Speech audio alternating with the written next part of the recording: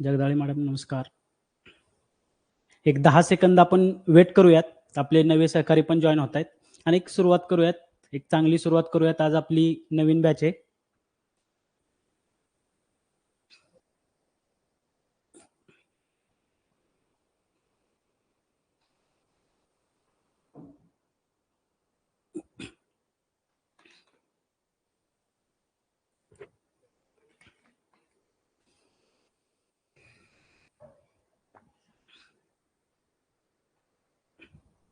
चला. सर्वांचं या आपल्या नव्या बॅचमध्ये, नव्या इनिंगमध्ये सहर्ष स्वागत करतो. बरेचसे आपले सहकारी जुने आहेत, त्याचबरोबर आज बरेचसे सहकारी नवीन सुद्धा आहेत. नवीन सहकाऱ्यांसाठी सांगू इच्छितो, माझं नाव राहुल धुमाळ आहे, एक ओळख असावी म्हणून. दुसरी गोष्ट, ही जी आपली नवीन बॅच आहे ती आपल्या सर्व जुन्या सहकाऱ्यांसाठी एक रिव्हिजन बॅच राहील. थोडाफार जो काही कंटेंट अपडेट असेल तो व्हॅल्यू ॲडिशन आपली राहील.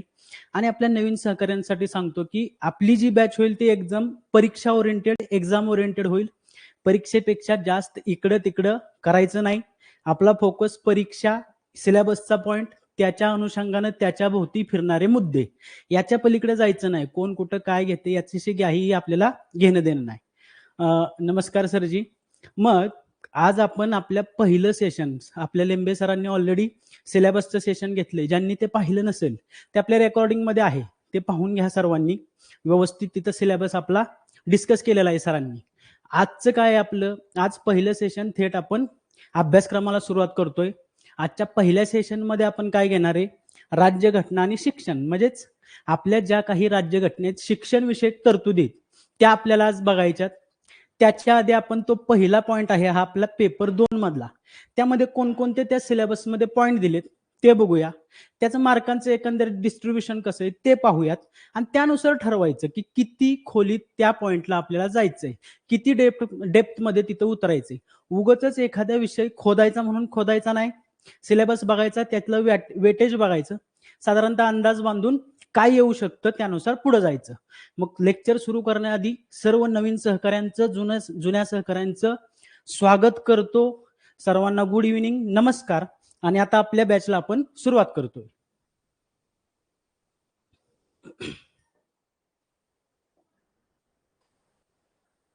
बघा, आपला आजचा जो टॉपिकचं हेडिंग काय आहे, शालेय शिक्षणातील नियम, अधिनियम व शैक्षणिक आणि नवविचार प्रवाह. त्यातला आपण उपघटक 1 बघतोय जो 10 मार्कांसाठी आपल्याला. त्या उपघटकाचं नाव आहे आपल्या भारतीय राज्यघटनेतील शिक्षण विषयक तरतुदी, बालकांच्या संदर्भातले सर्व कायदे, काही योजना आणि अद्ययावत म्हणजे लेटेस्ट असणारे शासनाचे निर्णय. मग या अंतर्गत आपल्याला आपल्या परीक्षा परिषदेने जो सिलेबस दिलाय तिथं 5 पॉइंट दिलेत. ते कोणकोणते पॉइंट आहेत बघा.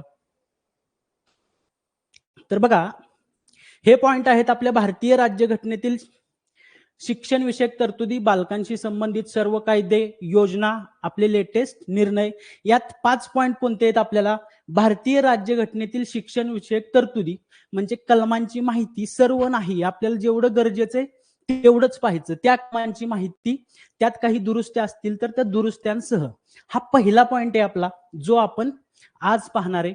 दुसरा पॉइंट आहे आपला बालकांचा मोफत व सक्तीच्या शिक्षणाचा अधिकार अधिनियम जो 2009चा आहे आणि त्याच अनुषंगानं आपल्या महाराष्ट्राची जी राज्य नियमावली आहे 2011ची तिचं विश्लेषण.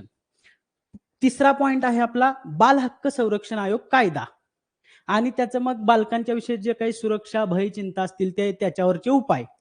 चौथा आणि 5वा पॉइंट आपण एकत्रितरित्या पाहू शकतो, विद्यार्थी लाभाच्या विविध योजना, मग त्या केंद्राच्या असोत, राज्याच्या असोत, शिष्यवृत्ती संदर्भातल्या असोत, विशेष गरजा असणाऱ्या व अल्पसंख्याक विद्यार्थ्यांसाठी विविध योजना.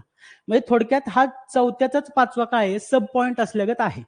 मग आपल्याला काय इथं पाहायचंय की या संपूर्ण एका पॉइंटला 10 मार्क्स आहेत. याच्यावर आपल्याला साधारणतः 10 प्रश्न येतील. पॉइंटचं आपण किती खोलीत जाऊन विश्लेषण करणार आहे, इथं काहीतरी आपल्याला मर्यादा बांधून घेतली पाहिजे. उगाचच आता बघा, भारतीय राज्यघटनेतील शिक्षण विषयक तरतुदी, कलमांची माहिती म्हणून सगळे राज्यघटनेतली कलम पाहत बसायचं नाही. जे परीक्षा ओरिएंटेड आहे, परीक्षेसाठी गरजेचं आहे ते आज आपण तिथं बघूयात, घटना दुरुस्ती आणि कलम. त्याच पद्धतीने हे 2 बालकांचा मोफत व सक्तीच्या शिक्षणाचा अधिकार कायदा असेल, आपला बाल हक्क संरक्षण कायदा असेल आणि बालकांच्या विषयी ज्या काही योजना आहेत त्याच पद्धतीनं पुढे आपण पाहत जाणार आहे. मग आजचा आपण आपला पहिला पॉईंट सुरू करतोय. इथं 5 पॉईंट असल्यामुळे साधारणतः प्रत्येक पॉईंटला 2 क्वेश्चन पकडले तर त्यानुसार आपण आपलं नियोजन बसूयात. बघा, सुरुवात करूया.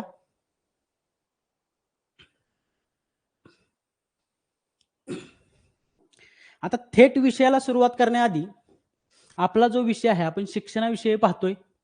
मग आपल्याला सरजी लॅपटॉप अँड डेस्कटॉप विषयी ऑलरेडी तुम्हाला एक मेसेज आहे तो सेंड केला जाईल ग्रुपवर किंवा व्हिडिओ सांगितलेले सरांना. त्यानुसार आता पुढच्या सेशन पासून तुम्ही पाहू शकता. बघा, शिक्षणाची व्याख्या पाहण्याआधी एक लक्षात घ्या सर्वांनी किंवा सुरुवात करण्याआधी फक्त सिलेबसला धरून चाला. काही गोष्टी आहेत ज्या गोष्टी आपल्या सिलेबसमध्ये आहेत त्यालाच धरून चालायचं, प्रश्नांच्या अनुषंगाने जायचं, उगाच फापट पसार करायचं नाही. जेवढं करतोय आपण तेवढं पुष्कळ घेणार आहोत. मग सुरुवात करतोय. शिक्षणाची काय आहे? शिक्षण म्हणजे बाहेर काढणे, ब्रिंगिंग अप, प्रशिक्षण देणं, त्याला प्रशिक्षण द्यायचे, टीच करायचं आणि नेतृत्व करण्यासाठी त्या बालकाला सुदृढ सक्षम बनवायचं. हे एक शिक्षणाची सर्वसाधारण व्याख्या करता येईल. शिक्षण मंत्रालय आपली जी सर्वोच्च संस्था आहे भारतातली शिक्षण विषयक निर्णय घेणारी, ती 1985 पर्यंत 1947 ते 85 शिक्षण मंत्रालय असं नाव होतं. 1985 ला या मंत्रालयाचं नाव बदलून झालं मानव संसाधन विकास मंत्रालय. यानंतर आता जी आपली 2020 ला नवीन एज्युकेशन पॉलिसी आली किंवा नवीन शैक्षणिक धोरण आलं, तर त्यानुसार पुन्हा एकदा या मंत्रालयाचं नाव काय केले? शिक्षण मंत्रालय. मग इथं आपल्यासाठी एवढे या स्लाइडवर महत्वाचं काय? एक जरी हा बेसिक आपल्या अभ्यासक्रमाची म्हणजे सुरुवात असली, पूर्वपीठिका असली, तरी इथं महत्वाचं हे इयर कशासाठी? तर आत्ता आपण जे शिक्षणाविषयी तरतुदी बघतोय त्या मंत्रालयाचं नाव बदलले. मग नवीन शैक्षणिक धोरण आपण लक्षात ठेवलं की लक्षात येईल की 2020 हे आपल्याला इयर सुद्धा लक्षात ठेवावं लागेल. कशासाठी? तर मानव संसाधन विकास मंत्रालयाचं नाव बदलून आता झालेले शिक्षण मंत्रालय. या मिनिस्ट्री ऑफ एज्युकेशनच्या अंडर 2 विभाग येतात. ते कुठले येतात? तर शालेय शिक्षण आणि साक्षरता विभाग आणि दुसरा येतो उच्च शिक्षण विभाग. मग हे आपले सुरुवातीच्या 2-3 स्लाइड अशा आपल्या थोड्याशा माहिती वजा आहेत. नंतर आपल्या थेट सिलेबसचा भाग. मग इथं या स्लाइडचा महत्वाचा पॉईंट जर काय असेल तर मानव संसाधन विकास मंत्रालयाचं नाव बदलून आपलं शिक्षण मंत्रालय केव्हा केलं? तर ते 2020, त्याचा 29 जुलै 2020 ला कॅबिनेटने मंजुरी दिली होती आणि 14 ऑगस्ट 2020 ला ते आपल्या गॅझेटमध्ये प्रसिद्ध झालेलं. आता ज्या राज्यघटनेच्या आपण शैक्षणिक तरतुदी पाहणार आहोत त्याची थोडीशी आपण सुरुवात, राज्यघटना आपली घटना समितीच्या घटना समितीने बनवली. त्या घटना समितीची पहिली बैठक झाली 9 डिसेंबर 1946. आता इथं आपल्याला आठवणी ठेवण्यासारखं सिलेबसला नाही, त्यामुळे इथं प्रश्न येणार नाही, पण एक थोडक्यात आपली माहिती असावी. डॉक्टर राजेंद्र प्रसाद आपल्या घटना समितीचे अध्यक्ष होते. त्यांनाच पुढे जाऊन घटना समितीनं पहिले राष्ट्रपती म्हणून मान्यता दिली. डॉक्टर बाबासाहेब आंबेडकर सगळ्यात महत्वाची जी घटना समितीची समिती होती, मसुदा समिती, तिचे आपले अध्यक्ष होते डॉक्टर बाबासाहेब आंबेडकर. त्यानंतर या घटना समितीची एकूण 11 अधिवेशनं झाली. या घटना समिती ज्यावेळेस 5वं अधिवेशन चालू होतं 14 ऑगस्ट ते 29 ऑगस्ट 30 ऑगस्ट, तेव्हाच आपला देश स्वतंत्र झालाय. पुढं त्यानंतर तेव्हाच आपला काय झालाय? देश स्वतंत्र झालाय आणि त्याच वेळेस या मसुदे समितीची पण स्थापना आहे 29 ऑगस्ट. तिथं 18 दिवस करून घ्या सर, 17 नाही ते 18 आहे. पुढे बघा, आपल्या तर 2 तारखा आपण त्या टीईटी साठी लक्षात ठेवतो, इथं गरजेच्या नसल्या तरी 26 नोव्हेंबर 1949 घटनेतल्या ज्या गरजेच्या गोष्टी होत्या त्या इथे लागू केले गेले, जेणेकरून म्हणजे त्यावेळेस पार्टिशन झालं, नागरिकत्व कुणाला द्यायचं, राष्ट्रपती कसा असावा, निवडणुका, हे पटकन लागू करण्यासाठी हे 26 नोव्हेंबर 1949 आणि संपूर्ण घटना आपली 26 जानेवारी 1950 ला लागू. घटना समितीची निशाणी हत्ती होती. या घटना समितीने एकूण 2 वर्ष 11 महिने 18 दिवस काम केले. एकूण 11 सत्रे म्हणजे 11 सेशन झालेत. 64 लाख रुपये खर्च झालाय. जवळपास घटनाकर्त्यांनी 60 देशांच्या घटनांचा यासाठी अभ्यास पण केलेला आहे. म्हणजे असं नाही की आपली घटना कुठेतरी आपणच तयार केली. जगात जे काही चांगलं होतं ते आपल्या परिस्थितीला अनुरूप आपण गोळा केलेले आपल्या घटनाकर्त्यांनी आपल्या राज्यघटनेला त्याप्रमाणे मॉडिफिकेशन करून आपल्या राज्यघटनेत बऱ्याचशा तशा तरतुदी घेतलेल्या. मग पुढे जाऊया. आता पुढे जाण्याआधी आपण आता काय करणार आहे, शिक्षण विषयक महत्वाच्या घटना दुरुस्त्या पाहणार आहोत. आता इथे एक कन्सेप्ट थोडीशी माहित पाहिजे, कारण आपल्यासाठी महत्वाची काय, एक 42वी घटना दुरुस्ती, तिथं जो आपला शिक्षण विषय आहे तो राज्य सूचीतून समवर्ती सूचीत टाकलाय. मग आपल्या घटनेत 3 सूच्या म्हणजे 3 लिस्ट आहेत. त्या कोणकोणत्या आहेत, तर एक आहे युनियन लिस्ट म्हणजे आपली केंद्राची सूची, एक आहे आपली स्टेट लिस्ट म्हणजे आपली राज्याची सूची, आणि एक आहे कॉन्करंट लिस्ट म्हणजे समवर्ती सूची. आता हा आपला 42व्या घटना दुरुस्तीनं शिक्षण जो विषय समवर्ती सूचीत टाकलाय त्यानं काय परिणाम होतात, तर आपण म्हटल्याप्रमाणे एक आहे आपली युनियन लिस्ट, एक आहे आपली स्टेट लिस्ट आणि एक आहे आपली कॉन्करंट लिस्ट. याला आपण म्हणतो केंद्र सूची, राज्य सूची, समवर्ती सूची. मग इथं ज्या युनियन लिस्ट असते म्हणजे केंद्र सरकारच्या, जे केंद्र सरकार सगळं कार्य करतं त्याचे सगळेचे सगळे विषय इथं असतात. साधारणतः 100 विषय आहेत. मग इथं कुठले विषय महत्वाचे असू शकतील, मग आपलं परराष्ट्र धोरण असेल, त्यानंतर समवर्ती म्हणजे कॉन्करंट, जिथं आपलं संक्रमण, जिथं राज्य आणि केंद्र सुद्धा दोघांचे सुद्धा अधिकार येतात, ते सांगतोच बघा. मग इथं महत्वाचे परराष्ट्र धोरण असेल आपलं, जमिनीचे कायदे म्हणजे देशभरातला जे संपूर्ण देशासाठी आवश्यक आहे ते महत्वाच्या ज्या गोष्टी असतील त्या युनियन लिस्टमध्ये ते येईलच घटना दुरुस्तीत. सगळं सांगतो सरजी. युनियन लिस्टमध्ये परराष्ट्र संबंध, बँका, आपलं स्टॉक मार्केट किंवा जे जे देशासाठी संपूर्ण महत्वाचे ते युनियन लिस्ट. स्टेट लिस्टमध्ये काय असेल, मग कायदा सुव्यवस्था, आरोग्य, जे राज्यापुरतं मर्यादित आहे ते सुद्धा महत्वाचं. आणि कॉन्करंट लिस्टमध्ये काय आहे, ज्या गोष्टीवर केंद्र सरकारनं कायदा करणं गरजेचं आहे पण आवश्यकच आहे अशी गोष्ट नाही, तर तिथं राज्य पण कायदा करू शकतं, केंद्र पण करू शकतं, अशा गोष्टी इथं टाकलेल्या आहेत. मग इथं अधिकारांचं विभाजन कसं असू शकतं, तर केंद्राचे जे विषय आहेत तिथं कायदा करण्याचा संपूर्ण 100% अधिकार केंद्राचा असतो. राज्यासाठी महत्वाचे विषय आहेत तिथं कायदा करण्याचा अधिकार राज्याचा असतो. आणि इथं जी समवर्ती सूची आहे तिथं कायदा करण्याचा अधिकार राज्याचा, केंद्राचा, दोघांचाही असतो. इथं परंतु असतो, जर एकाच विषयावर राज्यानं पण कायदा केलाय, केंद्रानं पण केलाय, तर मात्र इथं आपल्याला केंद्राचा कायदा वरचढ होतो. मग ह्या केंद्राच्या, हे आपल्याला सिलेबसला नाही, फक्त एक कन्सेप्ट म्हणून समजून घ्या. पण काही प्रकारात काय होतं की राज्यानं जर कायदा राष्ट्रपतींच्या संमतीने केलेला असेल तर तिथं त्या राज्यापुरता त्या राज्याचाच कायदा असतो. आपल्याला इथं फक्त काय लक्षात ठेवायचंय, आपला एकच विषय जो राज्य सूचीतून समवर्ती सूचीत गेलेला आहे तो आहे आपला शिक्षण. मग हे असं का केलं असेल, तर शिक्षण जर राज्य सूचीतच असता तर काय झालं असतं, केंद्राला संपूर्ण देशाकरता आरटीई करता आला असता का, राईट टू एज्युकेशन ऍक्ट, नसता आला, कारण त्याच्यावर पूर्ण अधिकार राज्याचा असता.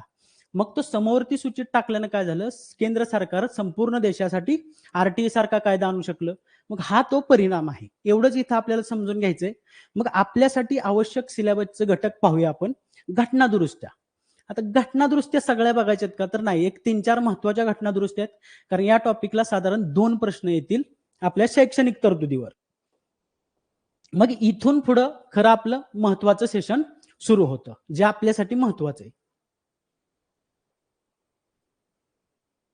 बघा, आता आपण एक 3 घटना दुरुस्त्या महत्वाच्या पाहणार आहोत. त्यातली पहिली घटना दुरुस्ती आहे 42वी घटना दुरुस्ती.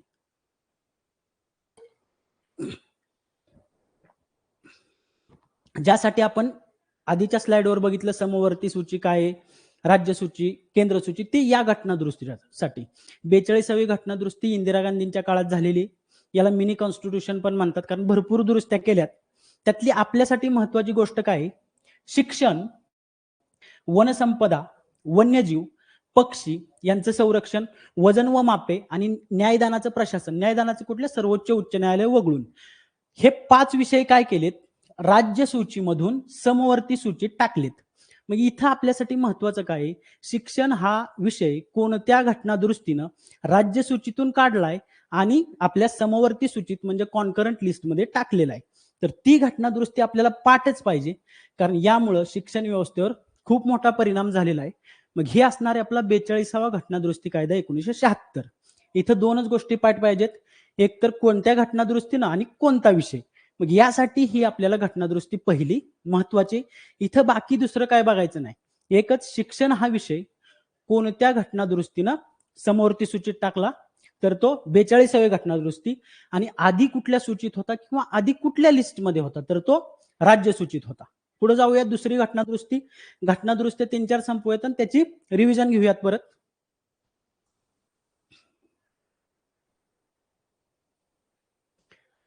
आता हा एक आपल्याला वारंवार येणारी घटनादुरुस्ती, एकदम महत्वाची घटनादुरुस्ती, ज्याच्यावर आपला राईट टू एज्युकेशन ऍक्ट किंवा आपला शिक्षणाचा मूलभूत अधिकार आपण म्हणतो मोफत सक्तीचा, तो अवलंबून होता किंवा त्याच्यावर बेस्ड आहे. ही घटनादुरुस्ती आहे 86वी घटनादुरुस्ती 2002.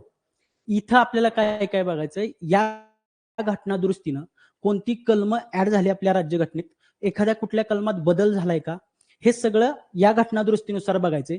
मग इथं लक्षात काय काय ठेवायचं बघा. पहिली तर शिफारस करण्यासाठी 1999ला एक तपस मुजुमदार म्हणून समिती होती. ही समिती कशासाठी नेमलेली, साधारणतः आपण जे पुढे जाऊन खटले बघणारे 2-3, त्या खटल्यांनुसार कोर्टाने निर्णय दिलता की शिक्षण मूलभूत अधिकार करा. मग ही समिती एवढ्यासाठी नेमलेली की आपण जर शिक्षण मूलभूत अधिकार केला तर देशाच्या आर्थिक परिस्थितीवर, सामाजिक परिस्थितीवर नेमका काय परिणाम होईल, हे अभ्यासण्यासाठी ही समिती तपस मुजुमदार समिती स्थापन केली. या समितीनं सकारात्मक अहवाल दिला की बाबांनो, शिक्षण, प्राथमिक शिक्षण हे मूलभूत अधिकार असायला, कारण ते जगण्यासाठी आवश्यक आहे. म्हणून या समितीच्या शिफारसींनुसार पुढे जाऊन आपली 86वी घटनादुरुस्ती कायदा झाला. त्यामध्ये काय काय, मग या समितीची महत्वाची शिफारस काय, तर प्राथमिक शिक्षण मूलभूत हक्कात समाविष्ट केलं. मग इथं आपल्याला काय करायचं, आता आपल्याला कलम 21 हे पाठ असावं, कलम 45 काय माहित असावं, आणि कलम 51A के किंवा 51A11 काय आहे हे सुद्धा माहित असावं. मग हे आपल्याला कलमात पुन्हा एकदा होईलच, पण इथं घटनादुरुस्तीत व्यवस्थित बघून घेऊयात. तर हे कलम 21 हे जे 86व्या घटनादुरुस्तीनं आपल्या राज्यघटनेत इन्सर्ट केलं किंवा टाकण्यात आलं, ते काय सांगतं आपल्याला, की जे 6 ते 14 वयोगटातील सर्व मुलामुलींना किंवा बालकांना मोफत व सक्तीचं शिक्षण देण्यात यावं, ही जबाबदारी राज्याची आहे, म्हणजे सरकारची आहे. ही तरतूद आहे भाग 3 मध्ये मूलभूत अधिकारात. पुढे बघा, अजून एक कलम इथं कुठलं टाकलं गेले, 45. ही कलम बघताना डिटेल बघूयात आपण. भाग 3 भाग 4 मध्ये टाकल्यानंतर काय फरक होतो नेमका, तर ते तिथं बघूयात. इथं फक्त 86व्या घटनादुरुस्तीनं काय काय ऍड केलंय बघूया. कलम 45 नुसार काय केलं, विषयात बदल. म्हणजे आधी तिथं कोणती तरी एक तरतूद होती, तर त्या तरतुदीत बदल केलेला आहे. मग काय केलं इथं 86व्या घटनादुरुस्तीनं, तर बाल संगोपन आणि 6 वर्षापेक्षा ज्यांचं वय कमी आहे अशा बालकांसाठी शिक्षणाची, संगोपनाची तरतूद. आणि तिसरी शेवटची तरतूद आहे कलम 51A के किंवा 11, जे आपल्या भाग 4A मध्ये मूलभूत कर्तव्यात ही समाविष्ट केलेली. काय, माता पिता किंवा पालकांनी त्यांचा जो कोणता 6 ते 14 वर्षाचा पाल्य असेल, बालक असेल, त्याच्या शिक्षणाला, त्याच्यासाठी शिक्षणाची संधी उपलब्ध करून द्यायची. मग इथं 86वी घटनादुरुस्तीत आपल्याला काय काय टेक अवेज किंवा महत्वाचे पॉईंट मिळत आहेत आपल्याला, तर 86व्या घटनादुरुस्तीनं काय काय, कोणती कोणती कलमं टाकली किंवा अनुच्छेद म्हणतो, राज्यघटनेत जे कलम असतात त्यांना परफेक्ट मराठी शब्द अनुच्छेद आहे. मग कुठले अनुच्छेद किंवा कलम आहे, तर 21A आणि कलम 51A11 नव्यानं ऍड केलेली आहेत. कलम 45च्या विषयात बदल केलेला आहे. दुसरी गोष्ट, 21A मध्ये बालकांचा वयोगट काय दिलाय, तर 6 ते 14 वयोगट. कलम 45 मध्ये आता बालकांचा वयोगट काय आहे, तर 0 ते 6, म्हणजे 6 वर्षापेक्षा कमी वयाची बालकं. कलम 51A11 किंवा के मध्ये पुन्हा एकदा 6 ते 14 वर्ष वयोगट. इथं कलम 21A45 मध्ये संगोपनाची किंवा शिक्षणाची तरतूद कुणाची करण्याची जबाबदारी कुणाची, तर शासनाची. आणि हे कलम भाग 4A जो आहे आणि कलम 51A11 ते मूलभूत कर्तव्यात असतं. मग मूलभूत कर्तव्य कुणासाठी असतील, तर ते आपल्यासाठी, भारतातल्या नागरिकांसाठी आहेत. मग इथं आपल्याला याच्या वर्डिंगवरूनच कळतं की माता पिता आणि पालकांसाठीच हे कर्तव्य आहे. त्यांनी आपल्या 6 ते 14 वयोगटातील पाल्याला काय करायचंय, प्राथमिक शिक्षणाची वाजवी संधी उपलब्ध करून द्यायची. मग ही कलमं आपल्याला पुढे येतीलच कलमात व्यवस्थित, पण इथं एक लक्षात ठेवा, 86व्या घटनादुरुस्तीनं 21 ए 51 एक ऍड केले, 45च्या विषयात बदल झालाय. या 86व्या घटनादुरुस्तीची पार्श्वभूमीसाठी समिती आहे तपस मुजुमदार समिती. पुढच्या एका महत्वाच्या घटनादुरुस्तीकडे जाऊयात. हो सर, जे आजच पासूनच आपलं पहिलं सेशन आहे. सिलेबसचं सेशन तुम्ही पाहून घ्या, सरांनी घेतलेले ऑलरेडी एक.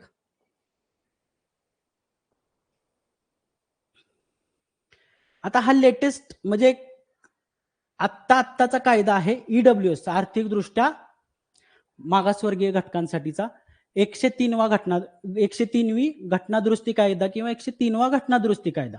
आता हे लक्षातच ठेवायचं आहे कसा, 103 आहे, 3 आहे म्हणून ईडब्ल्यूएस हे लक्षात ठेवायचं, इकॉनॉमिकली वीकर सेक्शन. हे 3 अक्षर 103वी घटनादुरुस्ती 3. मग अल्पसंख्याक शिक्षण संस्था वगळता सगळ्याच्या सगळ्या शिक्षण संस्थांमध्ये आर्थिकदृष्ट्या मागासवर्गीय घटकांसाठी किंवा इकॉनॉमिकली वीकर सेक्शनसाठी किती पर्सेंट रिझर्वेशन आलं, तर 10%. मग हे कुठल्या घटनादुरुस्तीने आले हे माहित असावं, कारण अलीकडली घटनादुरुस्ती 103वी घटनादुरुस्तीने एक 2 कलम म्हणजे 15/6 मध्ये 2 उपकलम ऍड केलेत अजून. तर त्यात काय केलंय, हे सुद्धा पुन्हा भाग 3 आपल्या मूलभूत अधिकारात येतं. तिथं ए मध्ये सांगितलंय, आर्थिकदृष्ट्या दुर्बल घटकांच्या उन्नतीसाठी काय करेल, राज्य हे विशेष तरतूद करेल. आणि याच तरतुदीच्या अंतर्गत पुढे काय सांगितलंय, खाजगी शैक्षणिक संस्थांसह कोणत्याही संस्थांमध्ये प्रवेश घेताना ईडब्ल्यूएस किंवा आर्थिकदृष्ट्या दुर्बल घटकांसाठी 10% जागा राखीव ठेवल्या पाहिजेत. म्हणजे इथं आपल्यासाठी महत्वाची गोष्ट काय, ईडब्ल्यूएस साठीची घटनादुरुस्ती महत्वाची. 103 हा आकडा लक्षात असायला हवा.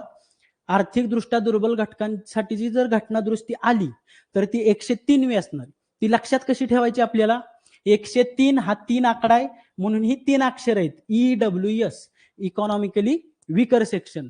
आणि या 3च घटनादुरुस्ती आपल्याला महत्वाच्या आहेत, कारण की काही कलम, घटनादुरुस्त्या हे सगळं मिळून आपल्याला फक्त 2 प्रश्न येणार आहे. मग पुढे बघा,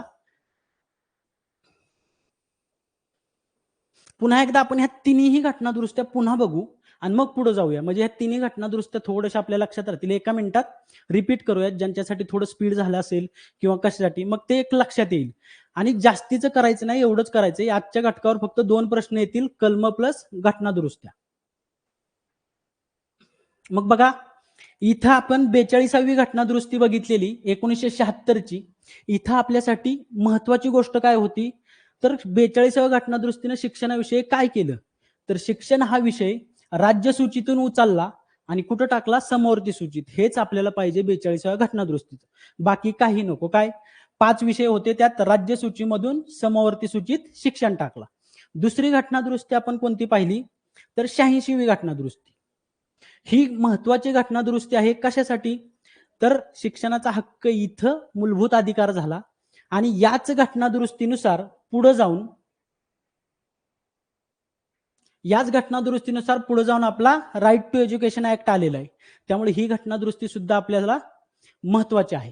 मग आपल्याला काय शिफारस, तपास मुजुमदार समिती, कोणकोणती कलम, कलम 21 आहे, कलम 45 आणि कलम 51-11 हे आपले 86व्या घटनादुरुस्तीनं. पुढे जाऊया.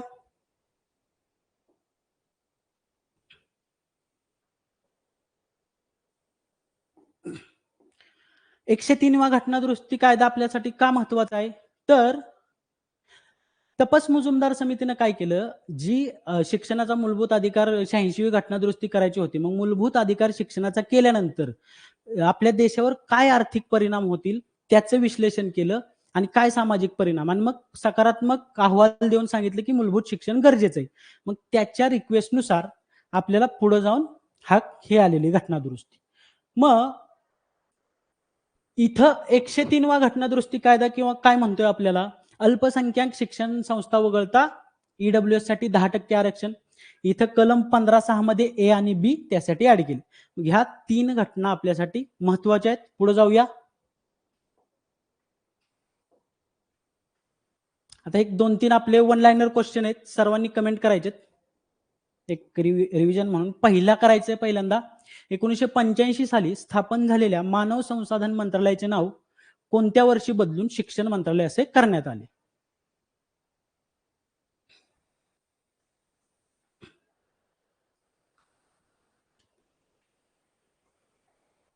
हे महत्वाचं आहे. याची डेट का विचारणार नाहीत. 29 जुलैला कॅबिनेटमध्ये निर्णय झालाय, 14 ऑगस्टला हे गॅझेटमध्ये प्रसिद्ध झाले. 2 डेट आहेत, त्यामुळे आपलं इयर लक्षात असावं.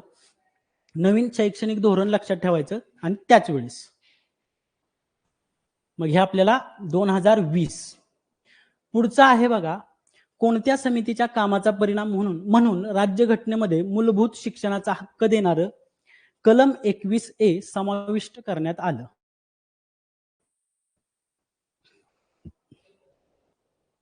तर ते आहे तपस मुजुमदार.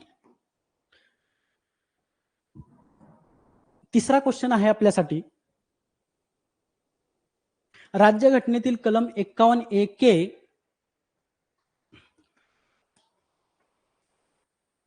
नुसार बालकाला प्राथमिक शिक्षण उपलब्ध करून देण्याची जबाबदारी कुणाची आहे?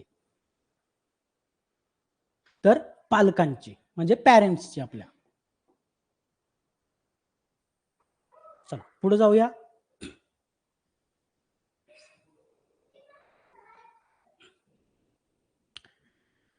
पुन्हा एकदा आपल्या घटना दुरुस्तींची फक्त रिव्हिजन आहे.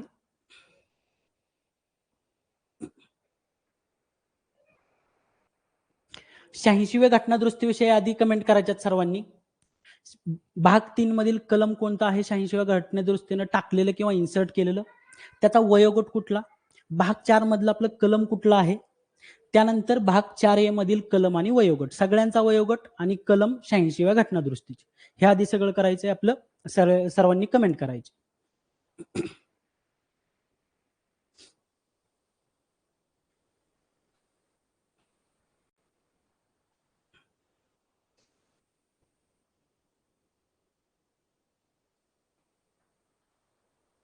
बरोबर. मग इथं असणार आहे आपलं कलम 21A. वयोगट आपला इथं 6 ते 14.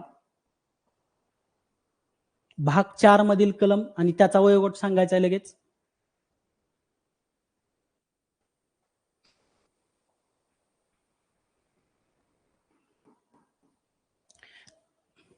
भाग 4 मध्ये आपला वयोगट असणारे 6 वर्षाखालील बालक, कलम असणारे 45.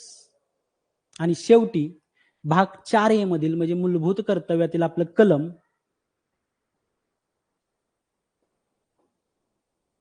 आणि त्याचा वयोगट.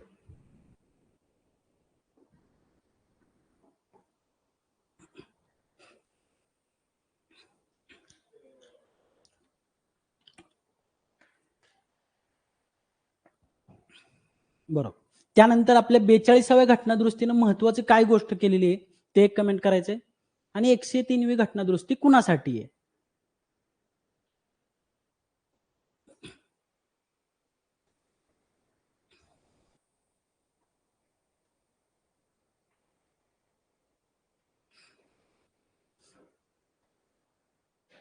तर 42व्या घटना दुरुस्तीनं शिक्षण हा आपला कॉन्करंट लिस्ट म्हणजे समवर्ती सूचीत टाकण्यात आला राज्य सूचीतून. आणि त्यानंतर 103वी घटना दुरुस्ती आहे आपली 3 वरून लक्षात ठेवायचे आपल्याला, EWS म्हणजे इकॉनॉमिकली वीकर सेक्शन, आर्थिक दुर्बल घटकांसाठी. मग ह्या अशा आपल्या घटना दुरुस्त्या आहेत, एवढ्याच महत्वाच्या आहेत. बघा पुढे जाऊया. आता आपल्याला आर्टिकल्स अनुच्छेद म्हणजे कलम बघायचे राज्यघटनेतील. मग बघा आता या सेशन्सकडे बघताना जुन्या सहकाऱ्यांनी नव्या सहकाऱ्यांनी कसं पाहिलं पाहिजे. हा स्टॅटिक पार्ट आहे, यात आपण काय बदलू शकत नाही की घटना दुरुस्ती तुमच्यासाठी बदलून आणली किंवा कलम बदलून आणले किंवा उगच याच्या भोवतालची माहिती गोळा करून आणून उगच कन्फ्युजन वाढवले, ह्या गोष्टी करू शकत नाही. मग ज्यांचा थोडासा वीक आहे त्यांनी रिव्हिजन या दृष्टीने जुन्या सहकाऱ्यांनी बघायचे. नव्या सहकाऱ्यांनी काय करायचं हे संपूर्ण व्यवस्थित बघायचे, कारण आपण सिलेबस रिलेटेड हे सगळं घेतोय. मग आपण बघा पुढचा पॉइंट आपला काय, मग शिक्षण विषयक राज्यघटनेतील इथला आपल्याला आता कलम बघायचे. कलम कुठले कुठले? मूलभूत हक्क जो भाग 3 मध्ये आहे, तिथं आपल्याला एक 3-4 महत्वाची कलम किंवा आर्टिकल्स आहेत. कलम 15 एक पाहायचं आपल्याला, 21A, 24, 28 आणि 30. यातले 21A ऑलरेडी आपण पाहिलेले. पुढं मार्गदर्शक तत्वे भाग 4 मधली directive principles of state policy मधली 3 कलम बघणार आहोत आपण, 41, 45 आणि 46. मूलभूत कर्तव्य जिथं आपण ऑलरेडी पाहिलेलं एक कलम आहे, जे 51A 11 म्हणून आहे, जे भाग 4A मध्ये आहे. त्यानंतर इतर मध्ये काय आहे, भाग 17 अनुच्छेद 350A आणि 351 ह्या गोष्टी आपल्याला इथं पाहिजेत. 350A आणि 351. मग अशा पद्धतीने ही कलम पाहिजेत. यातली बरीचशी आपल्याला पाठ असणं आवश्यक आहे, कारण एखादं कुठलं तरी कलम येईल, बाकी नाही. मग एक एक आपण पाहायला सुरुवात करूयात. त्याच्या आधी हे कलम पाहण्याआधी इथं भाग 3, भाग 4 हे काय आहे, तर भाग 3 आहेत मूलभूत हक्क, भाग 4 आहे मार्गदर्शक तत्व, भाग 4A आहे मूलभूत कर्तव्य.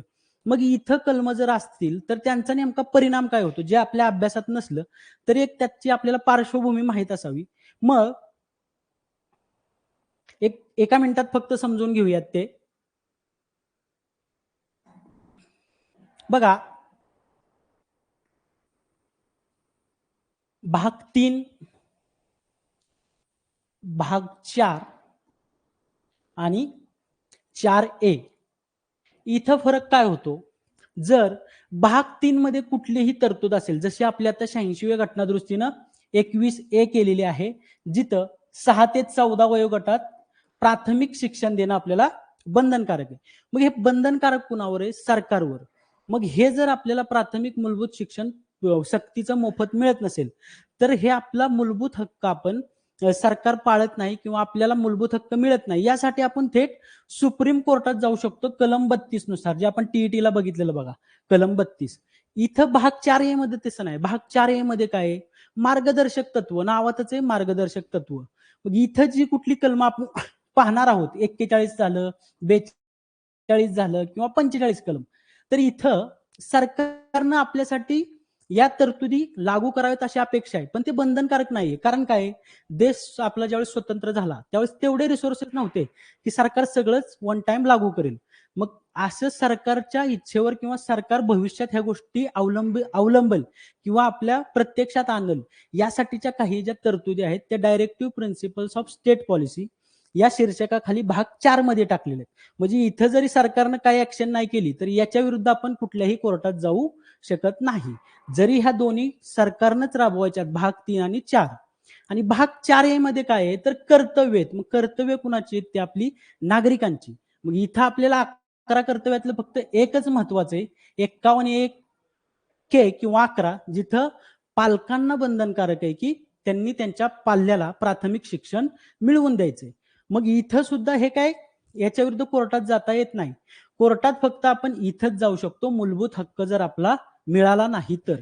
मग असा हा 3 भागातला एक थोडक्यात फरक आहे, जो थोडासा माहित असावा आपल्याला. त्यानुसार मग आपली पुढची कलम आहे.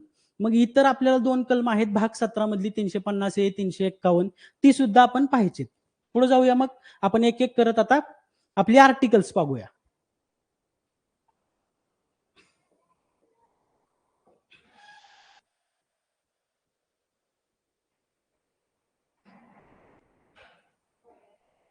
बघा, अशरफ सरांनी सगळी कर्तव्याची माहिती टाकलेली तिथं टाईप करून कमेंट बॉक्समध्ये.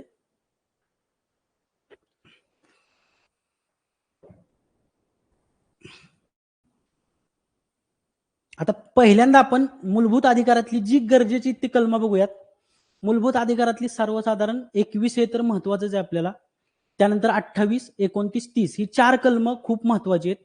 त्यानंतर मग सब कलम एवढी विशेष नाहीत, पण 21A, 28, 29, 28 आणि 30 ही 3 कलम सगळ्यांचीच पाठ असावीत.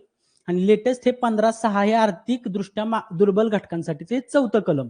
हे मूलभूत अधिकारातले एवढं आपल्याला लक्षात ठेवायचं. मग बघा, पहिलं कलम काय म्हणतं, 15(1) भाग 3 मधलं, राज्य कोणत्याही नागरिकांशी केवळ धर्म, वंश, जात, लिंग, जन्मस्थान किंवा कुठल्याही यापैकी एका आधारावर भेदभाव करणार नाही.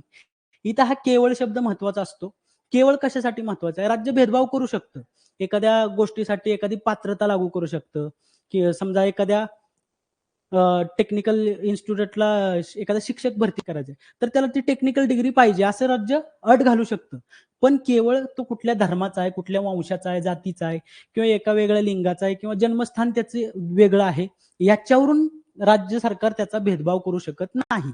याच्या व्यतिरिक्त काही जे गुणवत्तेशी संदर्भात आहेत त्याच्यावरून भेदभाव करू शकतो. पुढे 15.4 काय सांगतं आपल्याला मग? सामाजिक व शैक्षणिक दृष्ट्या मागास प्रवर्गाच्या उन्नतीसाठी किंवा अनुसूचित जाती जमातींसाठी राज्य विशेष तरतुदी करू शकतं. हे लगेचच झालते, एक पहिली घटना दुरुस्ती झालती 1951 ला. 15.5 काय सांगतं आपल्याला? सामाजिक व शैक्षणिक दृष्ट्या मागास प्रवर्गांच्या उन्नतीसाठी अनुसूचित जाती जमातींना शैक्षणिक संस्थात प्रवेश देण्याबाबत विशेष तरतूद, ही 93वी घटना दुरुस्ती आहे. ज्यामुळं ज्या उच्च शिक्षण संस्था आहेत IIT सारख्या, तिथं आरक्षणाची पद्धत सुरू झाली. ही 93वी घटना दुरुस्ती 2005 ची. मग इथं बघा, हे सब कलम एवढी महत्वाची, ही कलम महत्वाची आहेत, पण परीक्षेच्या दृष्टीनं सगळीच लक्षात का राहिली नाही तरी चालते. कारण एक संपूर्ण आजच्या लेक्चरवर 2 क्वेश्चन येतील. मग आपण स्वतःला तिथं ठेवलं तर कोण किती खोलात जाईल? आपण तरी प्रश्न काढताना एवढ्या खोलात जाऊ का? 15.5 काय, 15.1 काय? मग इथं लेटेस्ट मधलं लक्षात मात्र पाहिजे, शेवटच्या घटना दुरुस्तीचं 15.6. मग ते 15.6 103वी घटना दुरुस्ती, 3 दुने 6चा आहे ते 15.6. ते काय आपलं आर्थिकदृष्ट्या दुर्बल घटकांच्या उन्नतीसाठी विशेष आणि विशेष तरतूद आणि शैक्षणिक संस्थात त्यांना 10% जागा राखीव. आपली 103वी EWS लक्षात ठेवायचे. 15.6 थोडस महत्वाचं आहे कारण अलीकडले. मग ही पहिली कलम आहेत, एकदा कलम बघून घेऊयात, मग पुन्हा त्याची रिव्हिजन करूयात.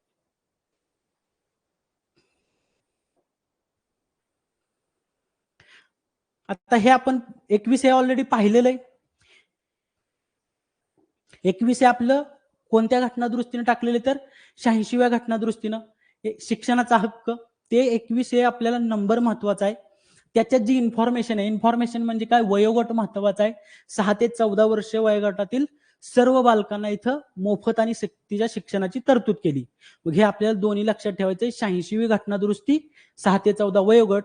21 आहे कुठं आहे? भाग 3 मध्ये आहे, मूलभूत हक्कात आहे. मूलभूत हक्क आपण कुठून घेतलेत? तर अमेरिकेच्या मूलभूत हक्कावरून आपण इन्स्पायर्ड आहोत, तिथून घेतलेले. कलम 28. कलम 28 ला एकच प्रश्न येतो, धार्मिक शिक्षणावर बंदी कोणत्या कलमानं घातली? राज्यघटनेतलं. मग धार्मिक शिक्षण आपल्या राज्यघटनेत धार्मिक हक्क 25 ते 28 मध्ये, त्यातलं आपलं 28वं कलम आपल्या शिक्षणाशी संदर्भात आहे, ते आपल्याला महत्वाचं आहे. मग या 28व्या कलमात काय काय नेमकं सांगितलेलं आहे? आणि याचं एका वाक्यातच आपल्याला लक्षात ठेवायचं की पूर्णतः शासनाच्या निधीमार्फत चालवल्या जाणाऱ्या कोणत्याही शैक्षणिक संस्थेत धार्मिक शिक्षण दिलं जाणार नाही. हे राज्यघटनेत कोणत्या कलमांतर्गत म्हटलंय किंवा कोणत्या अनुच्छेदाअंतर्गत म्हटले, तर ते आपल्याला माहित असावं की 28. धार्मिक स्वातंत्र्याचा जो हक्क आहे 25 ते 28 ला, त्यातला 28वं कलम आपल्या कामाचं आहे. मग इथं काय काय दिलंय बघा, पूर्णतः शासनाच्या निधीमार्फत चालवल्या जाणाऱ्या कोणत्याही शैक्षणिक संस्थेत किंवा कुठलंही धार्मिक शिक्षण दिलं जाणार नाही. मग पूर्णपणे शासन, इथं मग त्यात सब पॉईंट काय आहेत? ABCD. तिथं काय दिलंय? पूर्णपणे शासनाच्या देखरेखीखाली असलेली संस्था, म्हणजे शासनाच्या निधीतून इथं धार्मिक शिक्षण दिलं जाणार नाही. शासनाद्वारे प्रशासित मात्र न्यासा अंतर्गत, न्यास म्हणजे काय? हे जे धार्मिक ट्रस्ट असतात, जसे आपले पाठशाळा, मदरसे, तिथं स्थापन झालेल्या संस्था, मग त्याच शिक्षणासाठी स्थापन असतात. मग इथं मात्र धार्मिक शिक्षण दिलं जाईल. सी काय म्हणते? शासनाने मान्यता दिलेल्या संस्था. आणि डी शासनाकडून अनुदान घेणाऱ्या संस्था. इथं ऐच्छिक आहे पालकांच्या याच्या. आपल्याला यातला क्रक्स काय लक्षात ठेवायचा आहे? शाळेमध्ये धार्मिक शिक्षणाला बंदी कोणत्या कलमानुसार आहे, एवढ्या एका वाक्यात लक्षात ठेवायचे. कारण इथं आपल्याला खोलात जाऊन काय विचारणार नाही की हे ए मध्ये असे, बी मध्ये असे तर करायचं. आपल्याला एवढंच लक्षात ठेवायचं की धार्मिक शिक्षणाला शाळेत बंदी कुठल्या कलमाने, किंवा शासनाच्या निधीमार्फत चालवल्या जाणाऱ्या ज्या काही शाळा असतील तिथे धार्मिक शिक्षणाला बंदी कोणत्या कलमाने, तर ते आपलं असणार आहे कलम 28 आर्टिकल 28. हे महत्वाचं आहे. पुढे जाऊया.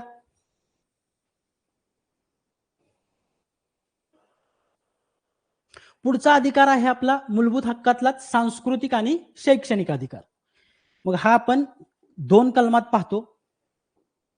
तर ती 2 कलम आहेत आपली, कलम 29 आणि कलम 30 ही 2 कलम आहेत आपल्या सांस्कृतिक आणि शैक्षणिक अधिकाराशी संदर्भात. आपला कल्चरल अँड एज्युकेशनल राईट. आता ही दोन्ही कलम वाचूयात, मग त्यातला आपल्याला फरक समजून येतो बघा.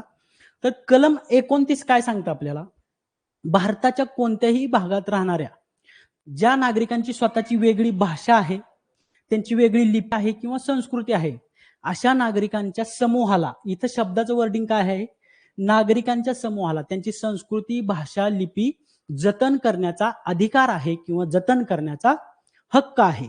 मग कोणत्याही नागरिकांना इथं काय केवळ धर्म, वंश, जात किंवा भाषा या कारणावरून कुठल्याही शासनमान्य किंवा शासन अनुदानित शैक्षणिक संस्थेत इथं प्रवेश नाकारला जाणार नाही.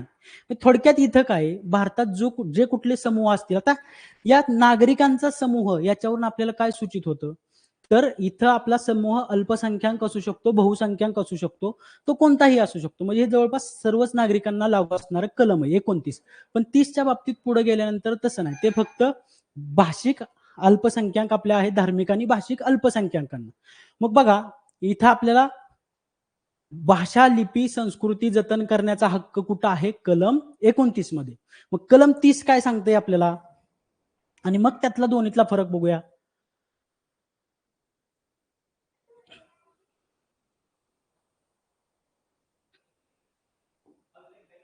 बघा कलम 30 आपल्याला काय सांगतंय, हे कलम आपल्यासाठी महत्वाचं एकदम. जसं 21 आहे, जसंच 28 तसंच 30 हे सुद्धा तेवढंच महत्वाचं आहे. मग शैक्षणिक संस्था स्थापन करण्याचा आणि त्यांचं प्रशासन करण्याचा अल्पसंख्याकांचा हक्क. मग अल्पसंख्याकांना त्यांच्या शैक्षणिक संस्था स्थापन करण्याचा आणि त्यांच्या इच्छेनुसार प्रशासन करण्याचा हक्क भारतीय राज्यघटनेत कोणत्या कलमांतर्गत दिलेला आहे, तर ते असणारे आपलं कलम 30 म्हणजेच आपलं आर्टिकल 30 हे आपल्या सगळ्यांच्या लक्षात असावं. मग इथं काय सांगतं हे कलम, सर्व अल्पसंख्याकांना त्यांच्या इच्छेनुसार शैक्षणिक संस्था स्थापन करणे, त्याचं प्रशासन करणे याचा हक्क आहे. हे मूलभूत हक्कात आहे. हा हक्क जरी बाधित झाला तरी यासाठी सुद्धा आपण सुप्रीम कोर्टात कलम 32 अंतर्गत जाऊ शकतो. आता मग कलम 29 आणि 30 मध्ये फरक काय आहे, तर आपण पाहिल्यानुसार कलम 29 मध्ये नागरिकांचा समूह दिलाय, तो अल्पसंख्याक असू शकतो, बहुसंख्याक असू शकतो. म्हणजे कलम 29 सर्वांसाठी लागू आहे. कलम 30 काय सांगतं आपल्याला, कलम 30 अल्पसंख्याकांचा विशेष उल्लेख करतं, फक्त अल्पसंख्याकांचा शैक्षणिक संस्था स्थापन करणे आणि त्याचं प्रशासन करण्याशी संबंध दाखवतं, म्हणून ते फक्त अल्पसंख्याकांसाठी. हा दोन्हीतला फरक आहे. इथं 30 लक्षात फक्त ठेवायचंय, अल्पसंख्याकांचा शैक्षणिक संस्था स्थापन करणे आणि त्याचा प्रशासन करण्याचा अधिकार. पुढे जाऊया. आता बघा मार्गदर्शक तत्वातली कलम पाहण्याआधी या कलमांची आपण एक 5-6 आहेत, त्याची फक्त एका मिनिटात रिवाइज करूयात, म्हणजे आपण पुढच्या भागातली कलम घेऊयात.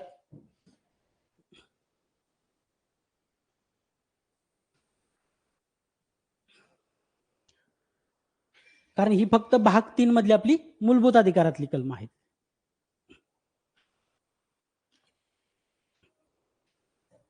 मग भाग 3 मध्ये आपण कोणती कोणती कलम बघितली, तर 15-1 काय सांगतं आपल्याला, राज्य कुठल्याही नागरिकाला केवळ धर्म, वंश, जात, लिंग, जन्मस्थानावरून भेदभाव करू शकत नाही. इथं केवळ हा शब्द महत्वाचा आहे. केवळ शब्द आपल्याला काय सुचवतो, तर गुणवत्तेशी संदर्भात बाबीनुसार भेदभाव करू शकतं. 15-4 काय सांगतं, सामाजिक व शैक्षणिक दृष्ट्या मागास प्रवर्गाच्या उन्नतीसाठी राज्य तरतूद करू शकतं.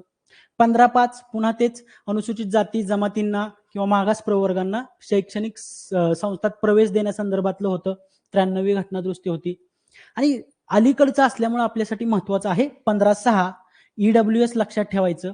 याची घटना दुरुस्ती 103 लक्षात ठेवायची, 3 दुने 6 आहे इथं 15-6. पुढे जाऊया. आणि हे येतं समानतेच्या अधिकारात आपलं. कलम 21 हे महत्वाचंच आहे, कारण ते ऑलरेडी 86वी घटना दुरुस्ती त्या आपल्या शिक्षणाच्या हक्काशी संदर्भात, कायद्याशी संदर्भात आहे.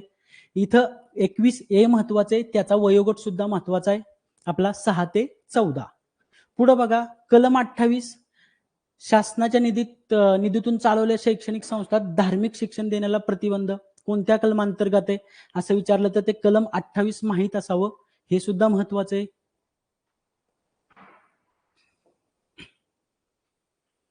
कलम 29 आणि 30 कशासाठी आहेत आपली? सांस्कृतिक आणि शैक्षणिक अधिकार, कल्चरल अँड एज्युकेशनल राईट. इथे 29 काय सांगतं? जे कुठले भारतातील वेगवेगळे नागरिकांचे समूह असतील, समूहातून आपल्याला काय सूचित होतं? कुठलाही समूह असू शकतो, याचा अर्थ सगळ्या नागरिकांसाठी. त्यांची भाषा, लिपी, संस्कृती जपण्यासाठीच हे कलम आहे. आपल्यासाठी महत्वाचं त्याच्या पुढचं कलम 30 आहे बघा. शैक्षणिक संस्था स्थापन करणे आणि त्यांचं प्रशासन करणे याचा अधिकार कुणाचा? अल्पसंख्याकांचा. हा कोणत्या कलमात दिलाय? तर कलम 30. कलम 30 हे फक्त अल्पसंख्याकांसाठी आहे, हे एक लक्षात ठेवायचं. मग पुढे जाऊया आपण आता पुढच्या भागात आपल्या, जिथं आपल्याला 3 कलम पाहिजेत बघा. राज्य धोरणाची मार्गदर्शक तत्वे किंवा ज्याला आपण directive principles of state policy, जो राज्यघटनेचा भाग 4 आहे, पार्ट 4 आहे, त्यात हे दिलेले आहेत. इथं शासनाकडून अपेक्षा आहेत, शासनाने ह्या गोष्टी सुद्धा लोकांसाठी लागू कराव्यात, नागरिकांसाठी लागू कराव्यात. पण काही रिस्ट्रिक्शन, बंधनं असतात, त्यामुळे ही शासनाच्या इच्छेवर सोडलेल्या गोष्टी आहेत. मग इथं कलम 41 काय सांगते आपल्याला? बेरोजगारी, वार्धक्य म्हणजे आपलं म्हातारपण, आजारपण, विकलांगता यांनी पीडित व्यक्तींना काय करायचंय? सरकारनं लोकसहाय्य द्यायचं, काम द्यायचं, तसेच शिक्षणाच्या हक्काची हमी द्यायची. मग ह्या शिक्षणाच्या हक्काची हमी इथं कलम 41 ला पण सांगितलेली बऱ्याच गोष्टींचं, बेरोजगारी, वार्धक्य, आजार, विकलांगता या सगळ्यांनी ज्या पीडित व्यक्ती त्यांना लोकसहाय्य द्यायचंय, कामाचा काम मिळेल अशी तरतूद करायची, त्याचबरोबर त्यांना शिक्षणाचा हक्क मिळेल हे सुद्धा पाहायचंय. हे आपल्याला सांगतं डीपीएसपी मधलं कलम 41. कलम 45 जे आपण पाहिलेलं आहे ऑलरेडी 86व्या घटनादुरुस्तीत. तर इथं काय केलंय फक्त 86व्या घटनादुरुस्तीनं? इथं पहिलं होतं 6 ते 14 वयोगटात, जसे 41 मध्ये आता शिक्षणाची तरतूद आहे, तशीच या कलम 45 मध्ये 6 ते 14 वयोगटासाठी शिक्षण, राज्य शिक्षणाची, मूलभूत शिक्षणाची तरतूद करेल अशी इथं तरतूद होती. 86वी घटनादुरुस्ती आली, इथली तरतूद उचलून भाग 3 कलम 21A मध्ये टाकली, म्हणजे ती शासनाला बंधनकारक झाली. मग इथं फक्त काय केलं? वयोगट बदलला. मग 6 वर्षापेक्षा जी कमी वयाची बालकं आहेत, आता त्यांच्यासाठी सुद्धा राज्य काय करेल? प्रारंभिक बाल्यावस्थेतील देखभाल घेणं, शिक्षणासाठी तरतूद करणं, मग ज्या काही लहान मुलांसाठी योजना चालवल्या जातात, त्यासाठी बघा हे कलम कुठेतरी जबाबदार आहे. म्हणजे ते कलम त्यांच्यासाठी चांगलेलं आहे. मग इथं फक्त विषय बदललाय, कलम नवीन इन्सर्ट केलेलं नाही. पुढं आहे इथलंच महत्वाचं कलम 46. पुन्हा तेच अनुसूचित जाती, जमाती, इतर दुर्बल घटक यांचे शैक्षणिक व आर्थिक हितसंवर्धन याची तरतूद आहे. मग आपण जे 15(1), 15(2) ते बघितलं, तिथं बघा अनुसूचित जाती, जमाती, इतर दुर्बल घटक यांच्या शिक्षणासंदर्भात राज्य तरतूद करेल. म्हणजे इथलीच प्रकारची तरतूद तिथं आहे. फक्त ही काय आहे? राज्य जशी जसं स्ट्रॉंग होत जाईल, जसे जसे रिसोर्सेस उपलब्ध होतील, तसं राज्याच्या इच्छेवर. पण भाग 3 मध्ये 15(1), 2 मध्ये काय ते केलंच पाहिजे राज्यानं बंधनकारक. मग ही 3 कलम आपल्यासाठी महत्वाची आहेत. इथं पुन्हा एकदा सांगतो बघा,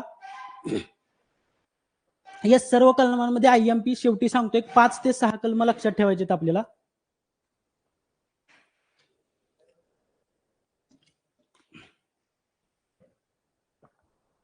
बघा, स्क्रीनचा प्रॉब्लेम असेल काही तर सांगा सगळ्यांनाच. बघा इथं 3 कलम कुठले आहेत? कलम 41, 45, 46. आता या 3 मधलं महत्वाचं म्हटलं तर कुठलं? जी 86वी घटनादुरुस्ती 45. मग इथं आपल्याला प्रायोरिटीनं लक्षात ठेवण्यासारखं कलम कोणतं आहे आपलं? तर कलम 45. कारण हे 86वी घटनादुरुस्ती आपल्या पुन्हा एकदा आरटीईशी संदर्भात आहे. मग इथं फक्त हेच पहिल्यांदा लक्षात ठेवायचं. आपण मूलभूत हक्कातले बघितलं, तिथं 3 कलम लक्षात ठेवायच्या आधी 21A, 28, 30 आणि 15(6). हे 4 आणि हे एक 5वं. आतापर्यंतची 5 कलम आणि शेवटचं 6वं आपल्या मूलभूत कर्तव्यातलं एक कलम आहे.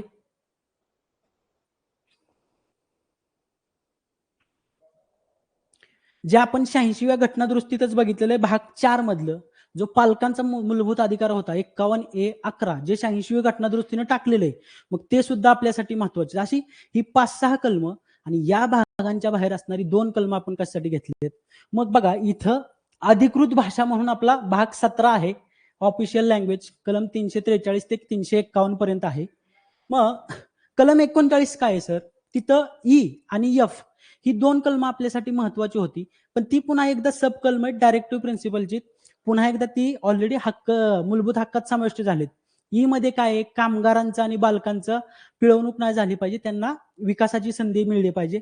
डी मध्ये त्याच प्रकारची बालकांच्या विकासाची संधी आहे आणि इथं ई मध्ये पण तसंच आहे बघा. ई आणि एफ ही दोन कलम त्या संदर्भातली, पण ती तितकीशी आपल्याला येणार नाहीत सब कलम असल्यामुळे, त्यामुळे टाळलेत. जास्तीत जास्त कलम कमी कशी होतील, कारण प्रश्न आहेत जास्तीत जास्त दोन, मग कन्फ्युजन नाही वाढवायचं, जे महत्वाच्या गोष्टी आहेत ते. मग बघा इथं आता भाग 17 मध्ये 343 ते 351 मध्ये आपल्या सगळ्या लँग्वेजेस आहेत. म्हणजे केंद्राचे कुठले 343 ते 45, केंद्र सरकार कुठली भाषा वापरेल राज्यांशी बोलताना, बाहेर बोलताना. 345 ते 47 मध्ये राज्य कुठली भाषा वापरतील, पुढे कोर्टाची कुठली भाषा असावी. शेवटी मग 350 ए काय सांगतं, एखादा गट आहे, समजा ट्रायबल ग्रुप आहे, विकर सेक्शन आहे, त्यांची मातृभाषा वेगळी आहे, तर त्यांना मातृभाषेतून शिक्षण देण्यासाठी राज्य सुविधा करेल, असे हे आपल्याला कलम 300 ए सांगतं. हे महत्वाचं आहे. कलम 351 का बरं टाकलंय, मध्यंतरी मराठी हिंदी विवाद होता त्यासाठी. मग केंद्र सरकार काय करेल, हिंदी भाषेच्या विकासासाठी केंद्र सरकारला निर्देश देईल, ते आपली राज्यघटना, मग केंद्र त्यासाठी प्रयत्न करेल.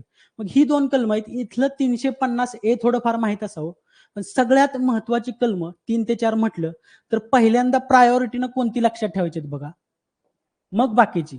पहिल्यांदा 15(6), त्यानंतर 86व्या घटना दुरुस्तीची सगळी, म्हणजे 21A, 45 आणि 51A 11.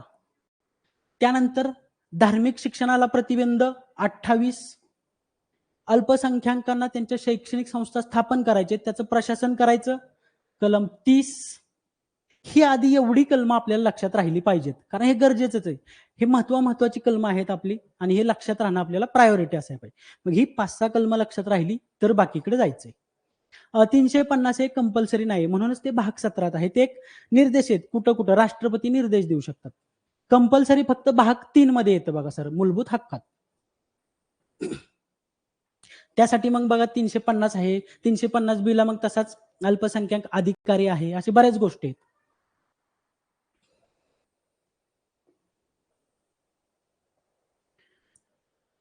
आता ही जी आपली 86वी घटना दुरुस्ती झालेली आहे, त्या संदर्भातल्या इथं आपल्याला काही खटले, त्यातला एकच खटला मुख्य करून लक्षात ठेवायचा आहे, जो एका मोहिनी जैन नंतर आलेला आहे, पण तो आधी आपण बघतो. उन्नी कृष्णन विरुद्ध स्टेट ऑफ आंध्र प्रदेश.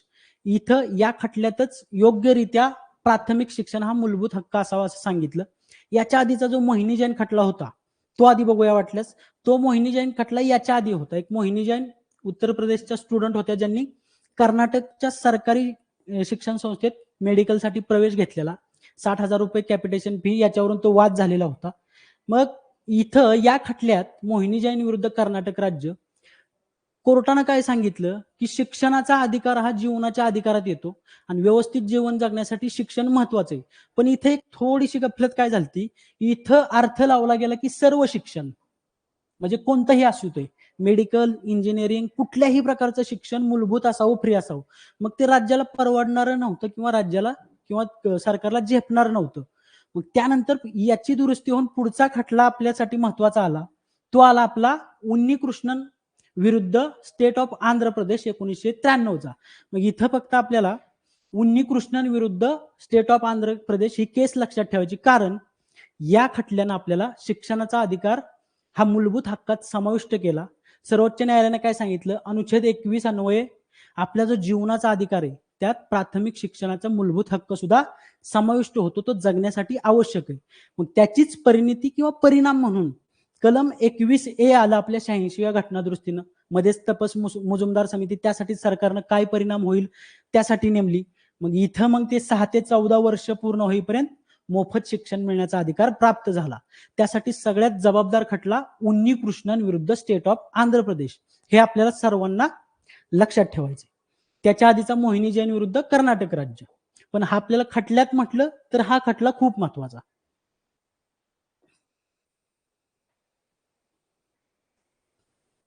बघा मोहिनी जैन झाला. आता महाराष्ट्राच्या संदर्भात पुन्हा एकदा तसाच 2005 ला कॅपिटेशन फी संदर्भातला खटला झाला होता. पीए इनामदार वर्सेस महाराष्ट्र राज्य 2005. जे खाजगी विनाअनुदानित शिक्षण संस्था असतात त्यांनी कोर्टानं काय सांगितलं, गरजा पाहून शैक्षणिक फी ठरवू शकतात, परंतु कॅपिटेशन फी ज्याला आपण डोनेशन म्हणतो ते घेऊ शकत नाही असं या खटल्यात सांगितलेलं. हा महाराष्ट्राच्या संदर्भातला नंतर झालेला 2005चा खटला आहे. मग अशा प्रकारे आपण इथं 3 खटले आहेत. पहिला झाला मोहिनी जैन विरुद्ध कर्नाटक राज्य. तिथं सर्वच शिक्षण मूलभूत असावं असा अर्थ निघाला त्या निर्णयाचा. मग त्याची दुरुस्ती झाली उन्नीकृष्णन विरुद्ध स्टेट ऑफ आंध्र प्रदेश. तो महत्वाचा आहे, त्यानंच आपल्याला शिक्षण हा मूलभूत अधिकार झाला 6 ते 14 वयोगटातील. आणि महाराष्ट्राच्या संदर्भात मग PA Inamdar versus Maharashtra state 2005. इथं शिक्षण संस्था त्यांच्या गरजेनुसार शैक्षणिक फी कितीही ठरवू शकतात, पण डोनेशन घेऊ शकत नाहीत किंवा कॅपिटेशन फी घेऊ शकत नाहीत, जे आपल्या राईट टू एज्युकेशन ऍक्टला येणारे पुढे जाऊन. तर हे सांगितलं. मग इथं आपल्याला उन्नीकृष्णन विरुद्ध आंध्र लक्षात ठेवायचं. बघा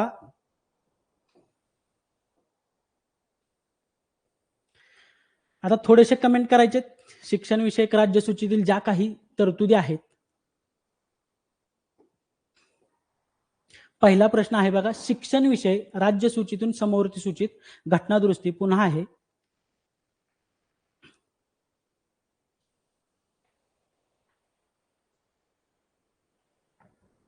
थँक्यू किलर सर.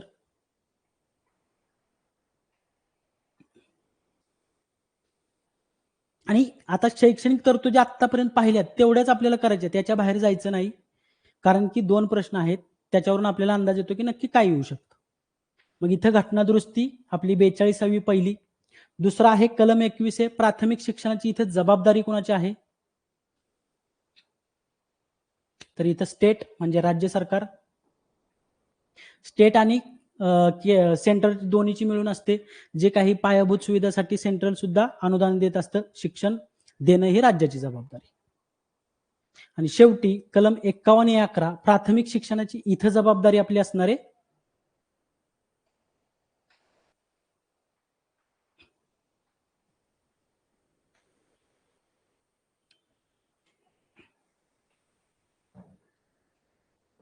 तर इथं पॅरेंट्स म्हणजे आपले पालक, जे आपल्याला पुढे जाऊन कायद्यामध्ये या व्याख्या पाहिजेत. पॅरेंट्स काय किंवा पालक काय, माता पिता काय. पुढे जाऊयात. आता हे काही प्रश्न आहेत जुनेच आहेत बघा, सर्वांनी आन्सर द्यायचे.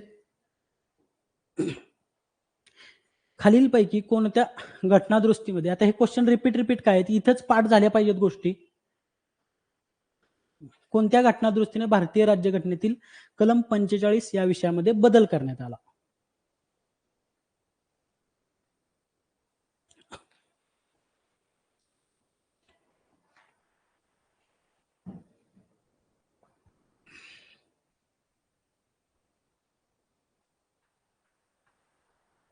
तर ते आहे आपलं पर्याय क्रमांक 3 86वी घटना दुरुस्ती. सर्वांचं बरोबर आहे.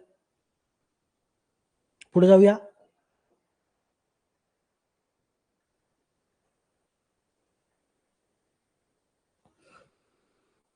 पुढचा प्रश्न आहे बघा स्क्रीनवर. भारतीय राज्यघटनेतील कोणते कलम अल्पसंख्याकांना शैक्षणिक संस्था स्थापन करणे आणि त्याचं प्रशासन करणे याचा अधिकार देतं.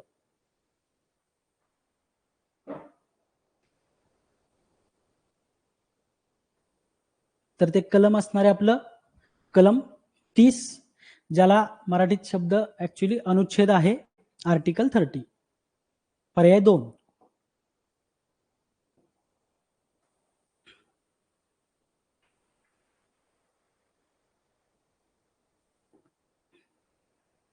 खालीलपैकी कोणत्या मार्गदर्शक तत्वाचे मूलभूत अधिकारात रूपांतर झालेले आहे.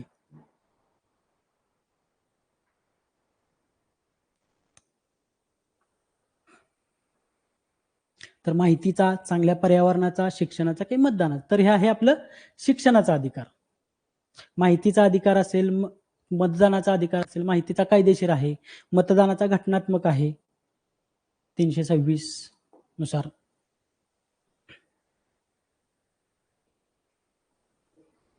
आता पुढील विधानातून आपल्याला अयोग्य पर्याय निवडायचा आहे.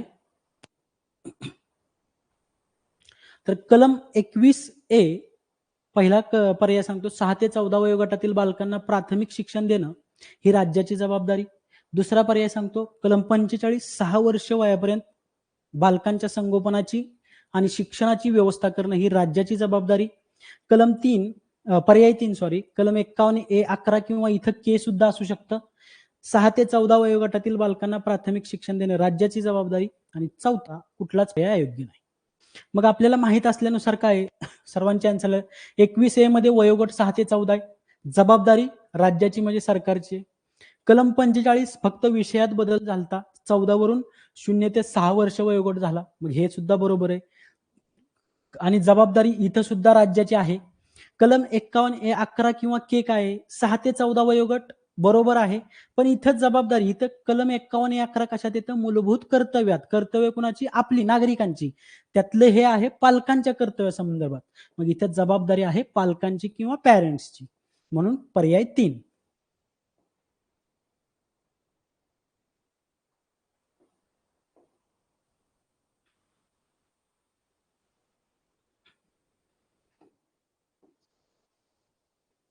बघा, घटनेच्या कोणत्या घटनादुरुस्तीद्वारे शिक्षण हक्क हा मूलभूत हक्क म्हणून ठरवला गेलाय. तेच रिपीट वाटेल, पण इथंच पाठ झालं पाहिजे, म्हणजे जास्त अवघड वाटणार नाही, कारण ह्या गोष्टी थोडा गॅप पडल्यानंतर कन्फ्युजिंग वाटतात.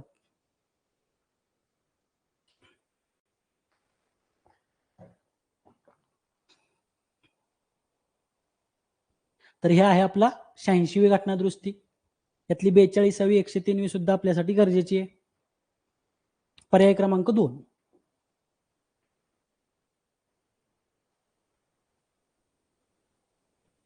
पुढे बघा, राज्यघटनेत कलम 15(6) मध्ये आर्थिकदृष्ट्या दुर्बल घटकांच्या शिक्षणाची तरतूद खालीलपैकी कोणत्या घटनादुरुस्तीने करण्यात आली.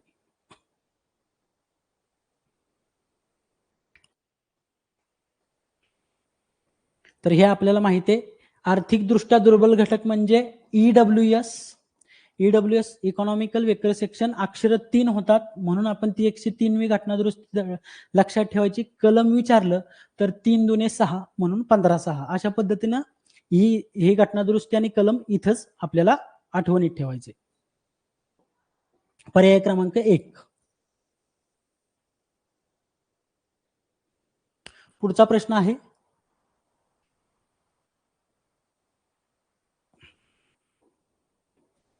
शिक्षणाचा हक्क खालीलपैकी कशाशी संबंधित आहे किंवा संदर्भात आहे.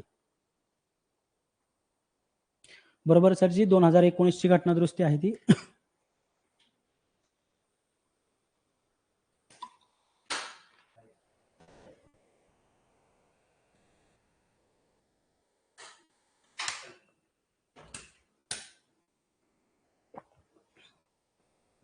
तर इथं सर्वांना शिक्षण, मग शिक्षणाचा हक्क मुळात येतो कुठं, भाग 3 कलम 21 ए. हक्क म्हणलं की हेच कलम डोक्यात आणायचं. कलम 21 ए हक्क फक्त भाग 3 मध्ये शिक्षणाच्या हक्कासंदर्भातलं आपलं कलम 21 ए. 21 ए डोळ्यासमोर आलं की फक्त वयोगट 6 ते 14 आणि बालक हे 2 शब्द आले पाहिजेत. मग बाकी काही असो, मग इथे सर्वांना येणार नाही. 0 ते 14 वयोगट चुकला.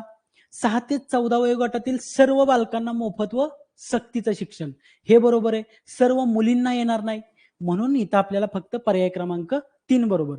मग हक्क म्हटला की कलम 21 हे डोळ्यासमोर आलं पाहिजे, वयोगट 6 ते 14.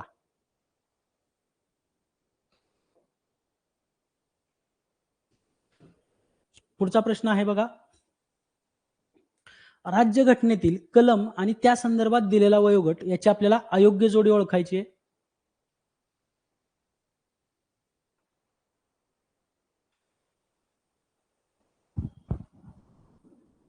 साऊंडचा काही प्रॉब्लेम आहे का? चालू आहे साऊंड.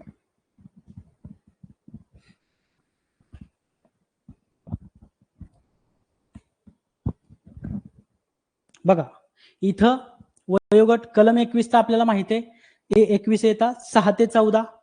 कलम 45 इथं 6 ते 14 दिलाय, इथं फक्त वयोगटात बदल केलाय 6 वर्षापर्यंत. कलम 51 11 6 ते 14 हे बरोबर. मग हे वयोगट इथं पाठ झाली, तिथं काय आपल्याला एवढं अवघड विचारणार नाही, फक्त थेट वयोगट विचारतील, कुठला वयोगट आहे.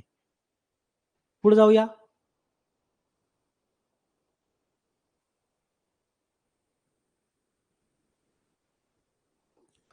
खालीलपैकी कोणत्या घटनादुरुस्तीने आपला शिक्षण विषय राज्य सूचीतून समवर्ती सूचीत टाकलेला आहे? पुन्हा एकदा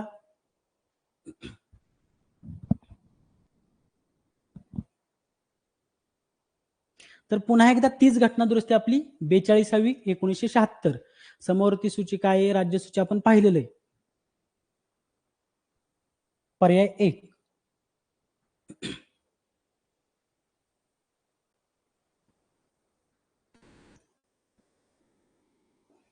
खालीलपैकी कोणत्या कलमांतर्गत प्राथमिक स्तरावर मातृभाषेतून शिक्षणाची तरतूद करावी या संदर्भात तरतूद केलेली आहे किंवा कृती करावी?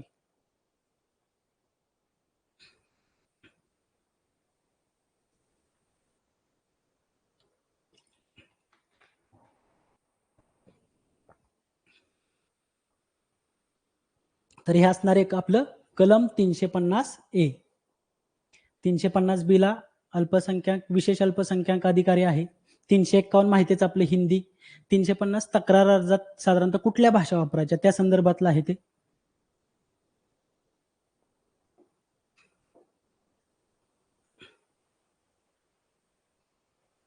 पूर्णतः राज्याच्या निधीतून चालविल्या जाणाऱ्या शैक्षणिक संस्थात धार्मिक शिक्षण दिलं जाणार नाही असं घटनेच्या कोणत्या कलमात म्हटलेलं आहे?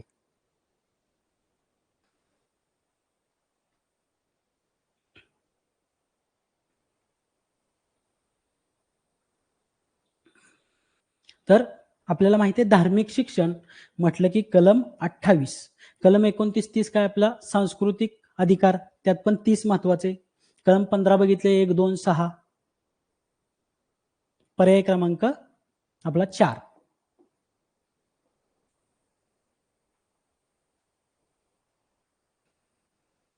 पुन्हा बघा रिपीटच क्वेश्चन आहे. आता हे आपण बघितले 1-2 वेळा. राज्य हा फक्त पर्यायात घेतलेला आहे. राज्यघटनेतील कलम 51A11 नुसार वयवर्ष 6 ते 14 वयोगट बालकांना शिक्षणाची संधी उपलब्ध करून देण्याची जबाबदारी हे पाहिलेले ऑलरेडी आपण. पर्याय क्रमांक 2 पालकांची.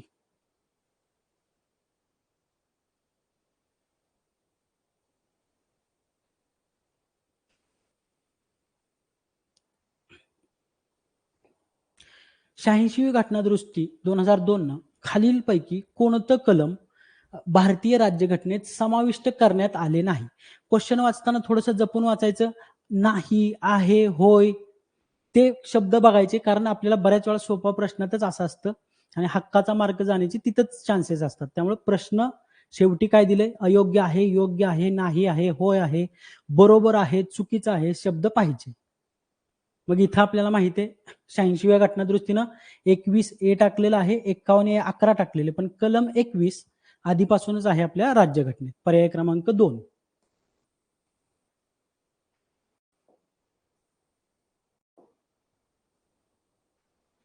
आता आपण एक इथं आपले प्रश्न संपतायत.